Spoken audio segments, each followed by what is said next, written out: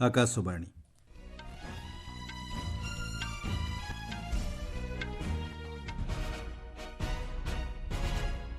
ସମ୍ବାଦ ପଢୁଛନ୍ତି ସତ୍ୟବ୍ରତ ବେହୁରା। ଜମ୍ମୁ କାଶ୍ମୀର ଏବଂ ହରିୟାଣା ବିଧାନସଭା ନିମନ୍ତେ ଭୋଟ ଗଣତି ଜାରି। ଜମ୍ମୁ କାଶ୍ମୀରରେ ନ୍ୟାସନାଲ୍ କନ୍ଫରେନ୍ସ ଓ କଂଗ୍ରେସ ମେଣ୍ଟ ଆଗରେ ରହିଥିବା ବେଳେ ହରିୟାଣାରେ ବିଜେପି ଆଗରେ ରହିଛି।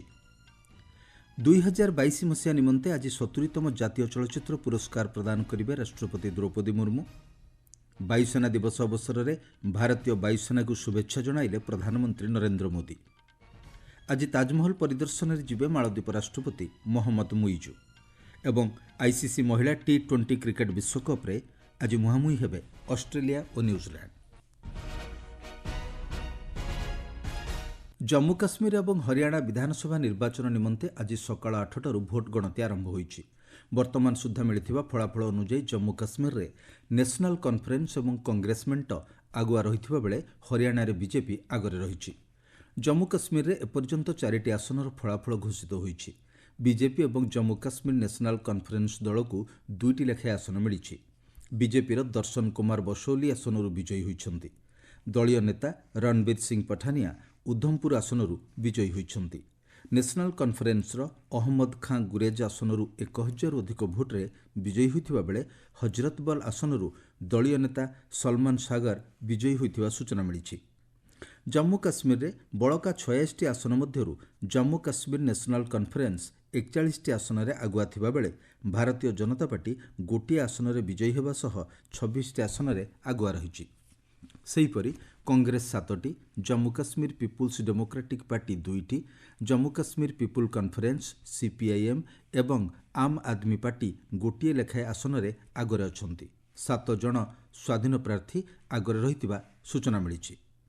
ପୂର୍ବତନ ମୁଖ୍ୟମନ୍ତ୍ରୀ ତଥା ନ୍ୟାସନାଲ୍ କନ୍ଫରେନ୍ସ ନେତା ଉମର ଅବଦୁଲ୍ଲା ଉଭୟ ବୁଦଗାଁଓ ଏବଂ ଗନ୍ଦେରବଲ ଆସନରେ ଆଗରେ ରହିଥିବା ବେଳେ ଅନନ୍ତନାଗ ଆସନରେ କଂଗ୍ରେସର ପୀରଜାଦା ମହମ୍ମଦ ସୟେଦ ଆଗରେ ଅଛନ୍ତି। ଅନନ୍ତନାଗ ପଶ୍ଚିମ ଆସନରୁ ନ୍ୟାସନାଲ୍ କନ୍ଫରେନ୍ସର ଅବଦୁଲ ମାଜିଦ ଭଟ୍ଟ ଆଗରେ ଥିବାବେଳେ ହିନ୍ଦୱାଡ଼ା ଆସନରୁ ଜମ୍ମୁ କାଶ୍ମୀର ପିପୁଲ୍ କନ୍ଫରେନ୍ସ ପ୍ରାର୍ଥୀ ସଜାଦ ଗନି ଲୋନେ ଆଗରେ ରହିଛନ୍ତି।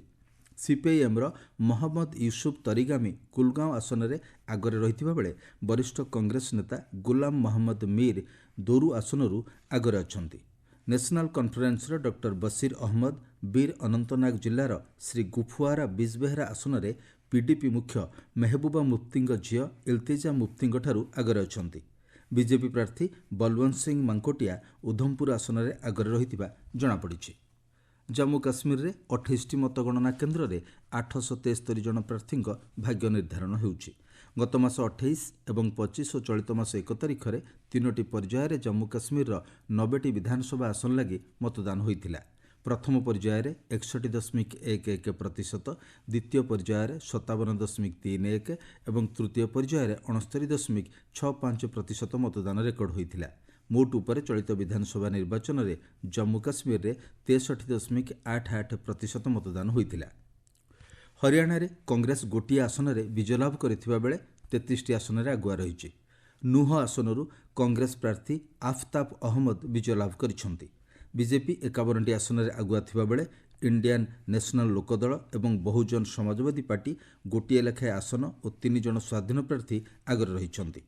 ବିଜେପି ନେତା ତଥା ମୁଖ୍ୟମନ୍ତ୍ରୀ ନାୟବ ସିଂ ସାଇନି ଲଡ଼ୁଆ ଆସନରେ ଆଗରେ ରହିଥିବା ବେଳେ କଂଗ୍ରେସ ନେତା ତଥା ପୂର୍ବତନ ମୁଖ୍ୟମନ୍ତ୍ରୀ ଭୂପିନ୍ଦର ସିଂ ହୁଡ୍ଡା ରୋହତଗର ଗଡ଼ସାମ୍ପଲା କିଲୋଇ ଆସନରେ ଆଗରେ ରହିଛନ୍ତି।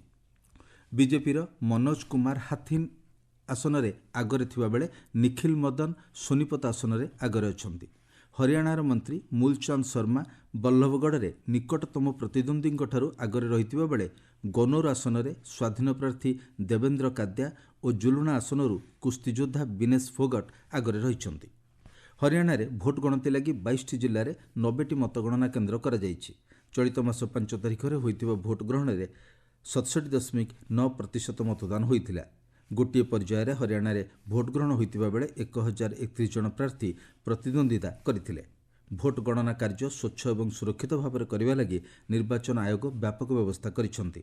ଭୋଟ ଗଣତି ସମ୍ପର୍କିତ ସୂଚନା ନିର୍ବାଚନ ଆୟୋଗଙ୍କ ୱେବସାଇଟ୍ eci.gov.in ରେ ଉପଲବ୍ଧ ହେଉଛି। ନବରାତ୍ରି ପୂଜାର ଆଜି ଷଷ୍ଠ ଦିନରେ ପ୍ରଧାନମନ୍ତ୍ରୀ ନରେନ୍ଦ୍ର ମୋଦି ଦେବୀ କାତ୍ୟାୟନୀଙ୍କ ପୂଜାର୍ଚ୍ଚନା କରିଛନ୍ତି। ସାମାଜିକ ଗଣମାଧ୍ୟମ ପୋଷ୍ଟରେ ପ୍ରଧାନମନ୍ତ୍ରୀ ଦେବୀ କାତ୍ୟାୟନୀ ସମସ୍ତ ଶ୍ରଦ୍ଧାଳୁଙ୍କ ଜୀବନରେ ଶକ୍ତି ଏବଂ ସାହସ ସଞ୍ଚାର କରନ୍ତୁ ବୋଲି କାମନା କରିଛନ୍ତି। ଆପଣମାନେ ସମ୍ବାଦ ଶୁଣୁଛନ୍ତି ଆକାଶବାଣୀରୁ। ରାଷ୍ଟ୍ରପତି ଦ୍ରୌପଦୀ ମୁର୍ମୁ ଆଜି ନୂଆଦିଲ୍ଲୀରେ 2022 ମସିହା ନିମନ୍ତେ 70ତମ ଜାତୀୟ ଚଳଚ୍ଚିତ୍ର ପୁରସ୍କାର ପ୍ରଦାନ କରିବେ। ଚଳଚ୍ଚିତ୍ର କ୍ଷେତ୍ରରେ ପ୍ରଦାନ କରାଯାଉଥିବା ସର୍ବୋଚ୍ଚ ସମ୍ମାନ ସ୍ୱରୂପ ଅଭିନେତା ମିଥୁନ ଚକ୍ରବର୍ତ୍ତୀଙ୍କୁ ରାଷ୍ଟ୍ରପତି ଦାଦାସାହେବ ଫାଲ୍କେ ପୁରସ୍କାର ପ୍ରଦାନ କରିବେ। କନ୍ନଡ଼ ଚଳଚ୍ଚିତ୍ର କନ୍ତାରାରେ ଶ୍ରେଷ୍ଠ ଅଭିନୟ ପାଇଁ ରିଷଭ ସେଟ୍ଟୀଙ୍କୁ ଶ୍ରେଷ୍ଠ ଅଭିନେତା ପୁରସ୍କାର ପ୍ରଦାନ କରାଯିବ। ସେହିପରି ତାମିଲ ଚଳଚ୍ଚିତ୍ର ତିରୁଚିତ୍ରାମ୍ବଲମ୍ ପାଇଁ ନିତ୍ୟା ମେନନ ଏବଂ ଗୁଜରାଟୀ ଚଳଚ୍ଚିତ୍ର କଚ୍ଛ ଏକ୍ସପ୍ରେସ୍ ପାଇଁ ମାନସୀ ପାରେଖଙ୍କୁ ଶ୍ରେଷ୍ଠ ଅଭିନେତ୍ରୀ ପୁରସ୍କାର ପ୍ରଦାନ କରାଯିବ। ଚଳଚ୍ଚିତ୍ର ଉପରେ ଆଧାରିତ ସର୍ବଶ୍ରେଷ୍ଠ ପୁସ୍ତକ ପୁରସ୍କାର ଅନିରୁଦ୍ଧ ଭଟ୍ଟାଚାର୍ଯ୍ୟ ଏବଂ ପାର୍ଥିବ ଧରଙ୍କୁ ସେମାନଙ୍କ ପୁସ୍ତକ କିଶୋର କୁମାର ଦ ଅଲ୍ଟିମେଟ୍ ବାୟୋଗ୍ରାଫି ପାଇଁ ମିଳିବ। ସେହିପରି ମାଲାୟାଲମ୍ ଚଳଚ୍ଚିତ୍ର ଆଟମ୍କୁ ସର୍ବଶ୍ରେଷ୍ଠ ଫିଚର ଫିଲ୍ମ ପୁରସ୍କାର ଏବଂ ସୁରଜ ବଡ଼ଜାତ୍ୟାଙ୍କୁ ସର୍ବଶ୍ରେଷ୍ଠ ନିର୍ଦ୍ଦେଶକ ପୁରସ୍କାର ପ୍ରଦାନ କରାଯିବ। ଫିଚର ଫିଲ୍ମ ଶ୍ରେଣୀରେ ଗୁଲମୋହରକୁ ସର୍ବଶ୍ରେଷ୍ଠ ହିନ୍ଦୀ ଚଳଚ୍ଚିତ୍ର ଏବଂ ଅଣଫିଚର ଫିଲ୍ମ ବର୍ଗରେ ହରିୟାଣା ଚଳଚ୍ଚିତ୍ର ଫୌଜାକୁ ସର୍ବଶ୍ରେଷ୍ଠ ଗୀତ ଭାବେ ପୁରସ୍କୃତ କରାଯିବ। ପ୍ରଧାନମନ୍ତ୍ରୀ ନରେନ୍ଦ୍ର ମୋଦି ଆଜି ବାୟୁସେନା ଦିବସ ଅବସରରେ ଭାରତୀୟ ବାୟୁସେନାକୁ ଶୁଭେଚ୍ଛା ଜଣାଇଛନ୍ତି। ସାମାଜିକ ଗଣମାଧ୍ୟମ ପୋଷ୍ଟରେ ଶ୍ରୀ ମୋଦି କହିଛନ୍ତି, ଅଦମ୍ୟ ସାହସ ଏବଂ ଦକ୍ଷତା ନିମନ୍ତେ ବାୟୁସେନା ପ୍ରଶଂସାର ପାତ୍ର। ରାଷ୍ଟ୍ରର ସୁରକ୍ଷା ଦିଗରେ ବାୟୁସେନାର ଭୂମିକା ଅତୁଳନୀୟ ବୋଲି ପ୍ରଧାନମନ୍ତ୍ରୀ କହିଛନ୍ତି। ଏହି ଅବସରରେ ପ୍ରଧାନମନ୍ତ୍ରୀ ବାୟୁସେନାର ସଫଳତା ଦର୍ଶାଉଥିବା ଏକ ଭିଡ଼ିଓ ପୋଷ୍ଟ କରି କହିଛନ୍ତି, ଭାରତୀୟ ବାୟୁସେନା ଏକବିଂଶ ଶତାବ୍ଦୀର ସବୁଠାରୁ ଶକ୍ତିଶାଳୀ ସେନା ମଧ୍ୟରୁ ଅନ୍ୟତମ। ମାଳଦ୍ୱୀପ ରାଷ୍ଟ୍ରପତି ମହମ୍ମଦ ମୁଇଜୁ ଏବଂ ସେଠାକାର ପ୍ରଥମ ମହିଳା ସାଜିଦା ମହମ୍ମଦ ଆଜି ତାଜମହଲ ପରିଦର୍ଶନରେ ଯାଉଛନ୍ତି। ଆମ ସମ୍ବାଦଦାତା ଜଣାଇଛନ୍ତି, ଆଗ୍ରା ବିମାନ ବନ୍ଦରରେ ଶ୍ରୀ ମୁଇଜୁ ଏବଂ ତାଙ୍କ ପତ୍ନୀଙ୍କୁ ଉତ୍ତରପ୍ରଦେଶ ମନ୍ତ୍ରୀ ଯୋଗେନ୍ଦ୍ର ଉପାଧ୍ୟାୟ ସ୍ୱାଗତ କରିବେ। ମାଳଦ୍ୱୀପ ରାଷ୍ଟ୍ରପତିଙ୍କ ପରିଦର୍ଶନ ସମୟରେ 2 ଘଣ୍ଟା ପାଇଁ ତାଜମହଲକୁ ସାଧାରଣ ଜନତାଙ୍କ ଦର୍ଶନ ନିମନ୍ତେ ବନ୍ଦ ରଖାଯିବ। ଭାରତୀୟ ଜିମ୍ନାଷ୍ଟିକ୍ ଖେଳାଳି ଦୀପା କର୍ମାକର ଖେଳରୁ ସନ୍ନ୍ୟାସ ଘୋଷଣା କରିବା ପରେ କେନ୍ଦ୍ର ଯୁବା କାର୍ଯ୍ୟକ୍ରମ ଏବଂ କ୍ରୀଡ଼ା ମନ୍ତ୍ରୀ ଡକ୍ଟର ମନସୁଖ ମାଣ୍ଡବ୍ୟ ତାଙ୍କୁ ଶୁଭେଚ୍ଛା ଜଣାଇଛନ୍ତି। ସାମାଜିକ ଗଣମାଧ୍ୟମ ପୋଷ୍ଟରେ ଡକ୍ଟର ମାଣ୍ଡବ୍ୟ କହିଛନ୍ତି, ଦୀପାଙ୍କ ପ୍ରତିଭା ଲକ୍ଷ ଲକ୍ଷ ଯୁବଗୋଷ୍ଠୀ ଏବଂ ବିଶେଷ ଭାବେ ଝିଅମାନଙ୍କୁ କ୍ରୀଡ଼ା କ୍ଷେତ୍ରରେ ଆଗକୁ ବଢ଼ିବା ନିମନ୍ତେ ପ୍ରେରଣା ଯୋଗାଇଛି। ସେ କହିଛନ୍ତି, ଦୀପାଙ୍କ ସଫଳତା ଭାରତକୁ ବିଶ୍ୱସ୍ତରରେ ଗୌରବାନ୍ୱିତ କରିଛି। ଜାତିସଂଘ ମହାସଚିବ ଆଣ୍ଟୋନିଓ ଗୁଟେରସ୍ ଗାଜା ସଂଘର୍ଷର ପ୍ରଥମ ବର୍ଷ ପୂର୍ତ୍ତିରେ ଏକ ବାର୍ତ୍ତା ଜରିଆରେ ପଶ୍ଚିମ ଏସିଆରେ ଶାନ୍ତି ସ୍ଥାପନ ଲାଗି ଆହ୍ୱାନ ଦେଇଛନ୍ତି। ଗତକାଲି ଏକ ଭିଡ଼ିଓ ବାର୍ତ୍ତାରେ ଶ୍ରୀ ଗୁଟେରସ୍ କହିଛନ୍ତି, ଲୋକମାନଙ୍କୁ ପଣବନ୍ଦୀ ରଖିବା ଏବଂ ହମାସର ଘୃଣ୍ୟ କାର୍ଯ୍ୟକୁ ବିଶ୍ୱର ସମସ୍ତ ଦେଶ ନିନ୍ଦା କରିବା ଆବଶ୍ୟକ। ଶ୍ରୀ ଗୁଟେରସ୍ ସମସ୍ତ ପଣବନ୍ଦୀ ଓ ପୀଡ଼ିତଙ୍କୁ ବିନା ସର୍ତ୍ତରେ ମୁକ୍ତ କରିବା ଲାଗି ଦାବି କରିଛନ୍ତି। ଆଇସିସି ମହିଳା ଟି-20 କ୍ରିକେଟ୍ ବିଶ୍ୱକପ୍ରେ ଆଜି ସନ୍ଧ୍ୟାରେ ଅଷ୍ଟ୍ରେଲିଆ ଓ ନ୍ୟୁଜିଲାଣ୍ଡ ମଧ୍ୟରେ ମୁକାବିଲା ହେବ। ଗ୍ରୁପ୍ ଏ'ର ଏହି ମ୍ୟାଚ୍ ସାରଜା କ୍ରିକେଟ୍ ଷ୍ଟାଡିୟମରେ ଭାରତୀୟ ସମୟ ସନ୍ଧ୍ୟା 7:30ରେ ଆରମ୍ଭ ହେବ। ଉଭୟ ଟିମ୍ ସେମାନଙ୍କର ପ୍ରଥମ ମ୍ୟାଚ୍ ଜିତି ସାରିଛନ୍ତି। ଗତକାଲି ସାରଜାରେ ଇଂଲଣ୍ଡ 7 ୱିକେଟ୍ରେ ଦକ୍ଷିଣ ଆଫ୍ରିକାକୁ ପରାସ୍ତ କରିଛି। ସେହିପରି ଭାରତ ଓ ବାଂଲାଦେଶ ମଧ୍ୟରେ ଆସନ୍ତାକାଲି ପୁରୁଷ ଟି-20 କ୍ରିକେଟ୍ ଶୃଙ୍ଖଳାର ଦ୍ୱିତୀୟ ମ୍ୟାଚ୍ ଖେଳାଯିବ। ସନ୍ଧ୍ୟା 7ଟାରେ ନୂଆଦିଲ୍ଲୀର ଅରୁଣ ଜେଟଲୀ ଷ୍ଟାଡିୟମରେ ସୂର୍ଯ୍ୟ କୁମାର ଯାଦବଙ୍କ ନେତୃତ୍ୱରେ ଭାରତୀୟ ଦଳ ମ୍ୟାଚ୍ ଖେଳିବ।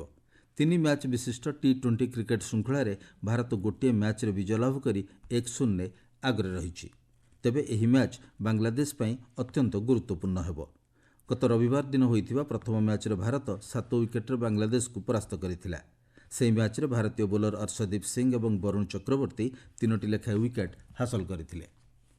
ସୁଦାନରେ ବିସ୍ଥାପିତମାନେ ରହୁଥିବା ଏକ ଶିବିର ଉପରେ ସରକାର ବିରୋଧୀ ର୍ୟାପିଡ୍ ସପୋର୍ଟ ଫୋର୍ସ ଆକ୍ରମଣ କରିବା ଫଳରେ 7 ଜଣଙ୍କ ମୃତ୍ୟୁ ହୋଇଛି। ଏହି ଆକ୍ରମଣରେ 59 ଜଣ ଆହତ ହୋଇଛନ୍ତି। ସେଠାକାର ସ୍ୱାସ୍ଥ୍ୟ ମନ୍ତ୍ରଣାଳୟ ମହାନିର୍ଦ୍ଦେଶକ କହିଛନ୍ତି, ଗତ 2 ଦିନ ହେବ ର୍ୟାପିଡ୍ ସପୋର୍ଟ ଫୋର୍ସ ବିସ୍ଥାପିତମାନେ ରହୁଥିବା ଶିବିର ଉପରେ ଲଗାତାର ଆକ୍ରମଣ କରୁଛି। ମୁଖ୍ୟ ସମ୍ବାଦ ପୁଣି ଥରେ। ଜମ୍ମୁ କାଶ୍ମୀର ଏବଂ ହରିୟାଣା ବିଧାନସଭା ନିମନ୍ତେ ଭୋଟ ଗଣତି ଜାରି।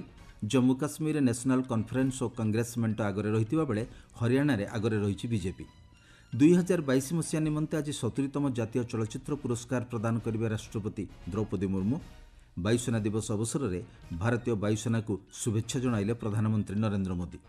ଆଜି ତାଜମହଲ ପରିଦର୍ଶନରେ ଯିବେ ମାଳଦ୍ୱୀପ ରାଷ୍ଟ୍ରପତି ମହମ୍ମଦ ମୁଇଜୁ ଏବଂ ଆଇସିସି ମହିଳା ଟି-20 କ୍ରିକେଟ୍ ବିଶ୍ୱକପ୍ରେ ଆଜି ମୁହାଁମୁହିଁ ହେବେ ଅଷ୍ଟ୍ରେଲିଆ ଓ ନ୍ୟୁଜିଲାଣ୍ଡ। ସମ୍ବାଦ ଶେଷ ହେଲା। ଅଧିକ ସମ୍ବାଦ ପାଇଁ ଆପଣମାନେ newsonair.gov.in ୱେବସାଇଟ୍ ଏବଂ ନ୍ୟୁଜ୍ ଅନ୍ ଏଆଇଆର୍ ଆପ୍ରେ ଲଗ୍ଇନ୍ କରିପାରିବେ।